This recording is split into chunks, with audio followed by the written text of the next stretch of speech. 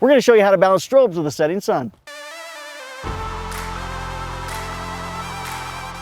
WPPI is coming, and we love going to this show each year because there's so much energy there and so much great information. So come and connect with us. I'm going to be in the Tamron booth on Monday and Tuesday from 1:30 to 2:15 doing lighting demonstrations there. So come and talk with me, see what we got going on, we'll connect there. Then on Wednesday, I do my presentation. It's going to be at 11:30 to 1:30. I'm going to talk about how to do the perfect interview, cameras, and how to set it up and how to light it. So come and join me Monday and Tuesday at Tamron booth or Wednesday at my presentation. So keep those cameras rolling, keep on clicking.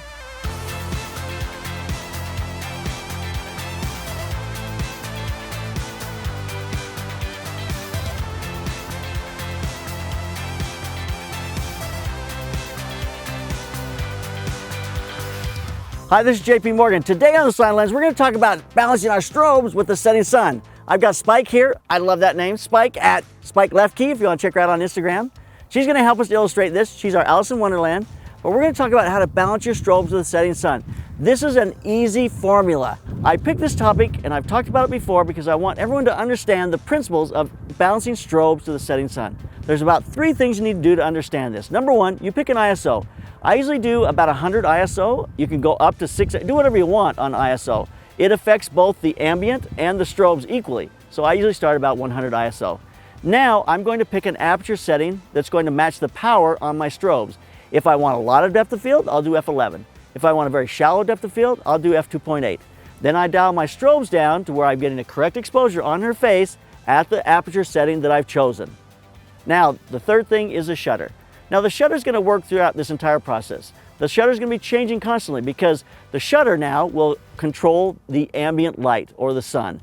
If the sun is too dark compared to my strobe setting, I will just simply lengthen the shutter and that's going to brighten up the ambient light. If my sun is too bright, then I'll just simply shorten the shutter to make the sun a little darker.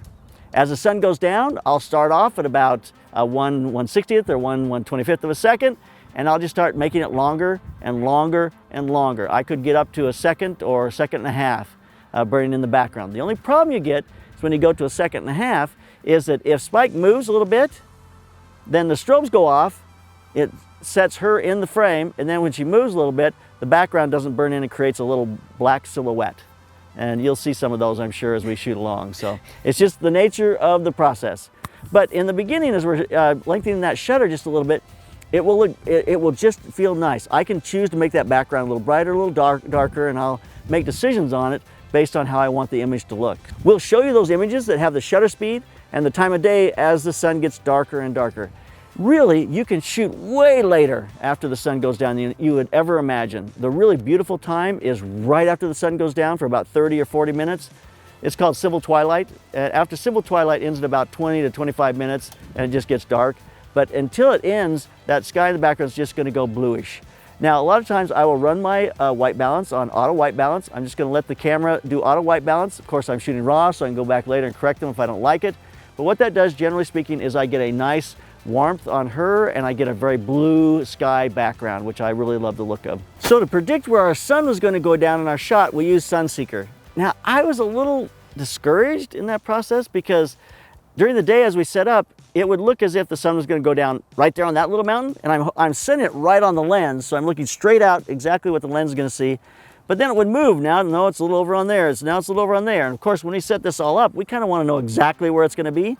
So this was a little arbitrary, it feels like. So I have a funny feeling when the sun goes actually down, we're going to be scrambling to try to get our camera lined up so we can let that sun kind of be over her right side and just have it in the background.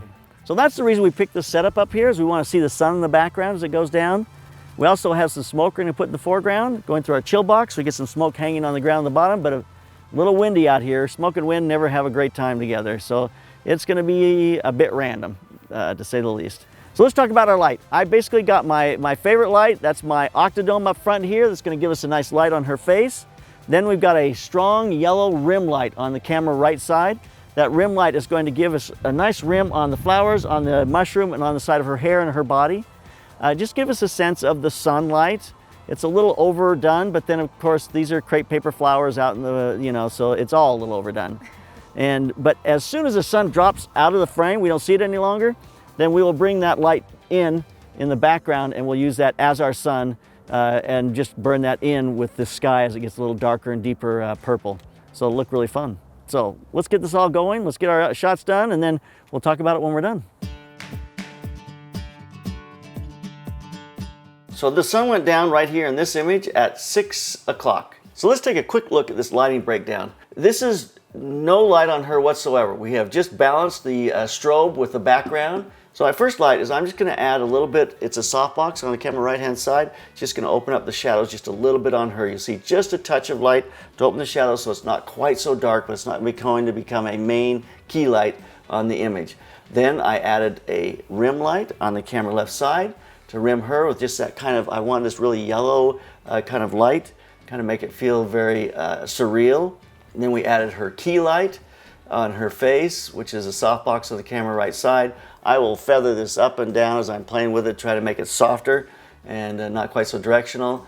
And then I added a really heavy rim light on the camera right side in that same yellowish color. So there's our lighting breakdown. The sun's now gone down. We quickly reset our light to balance it with the background. And our exposure triangle at this point is 5/6 at 1/100th of a second and at 100 ISO. I'm now going to just keep taking shots, and I'm just going to keep lengthening the shutter. I'm going to keep the aperture the same. We go to 1/60th of a second at 6:11. Then we go to 1/50th of a second at 6:13. We go to 1/40th of a second at 6:17. Then we go to 1/30th of a second at 6:20. Then we go to 1/25th of a second at 6:22. From 1/25th to 1/20th at 6:22. So within that same minute, I changed the shutter twice. Then we went to 1/15th of a second at almost 6:23. Then 1/13th of a second at 6:26. And then 1/8th of a second at 6:27. So at 6:27, almost 6:28, I looked at the image and it just seemed a little bright. And so I made a quick change to an aperture of 6.3 to just make it just a tiny bit darker on her, the strobe light on her. Because I'm trying to control the strobes with the aperture and the background with the shutter. So I just darkened the image a little bit by going to 6.3. And now I'm still at 1/6 of a second. It's 6:28, almost 6:29. Now I'll stick with 6.3 for the rest of the images. Now at 6:29:23, I'm still at 1/6 of a second. At 6:30, I'm at 1/4 of a second. At 6:30, almost 6:31, I'm at 0.4 of a second. Then at 6:32, I'm at 0.5 of a second. Then at 6:33, I'm at 0.8. Then 6:33:25, I'm at 1. And the rest of these will be at 1 second here. It was pretty tough to do much after 1 second, and so we kind of wrapped it up with that. I mean, you get that dark ghosting, you can keep shooting, but she's really got to hold still. So there's kind of the time frame. I could have, if I wasn't looking at the sun, if I was looking over and didn't have the sun actually in my shot, I could have started this image a whole lot earlier. I could have started at 30 minutes earlier at least. But this just gives you an idea of how quickly the sun falls, but you can just keep it balanced with that background by just simply lengthening that shutter. So there you have it, the concept of balancing your strobes with ambient light, or in this case, the setting sun. You can apply this to anything that you do outside. At daylight, direct daylight, in the shade. There are so many different combinations when you control the strobes with the aperture and the background with the shutter. Now you can decide which is going to be brighter, which is going to be darker. You can use that combination to really create different interesting images depending on the situation you're in outside. So there you have it. Keep your cameras rolling. Keep on clicking. What would it cost to shoot a photograph on this seamless setup here? If you want to know how to estimate, get our video download. It's at theslantlens.com where you can understand the estimating process. Don't let yourself estimate without it. Get over to theslantlens.com.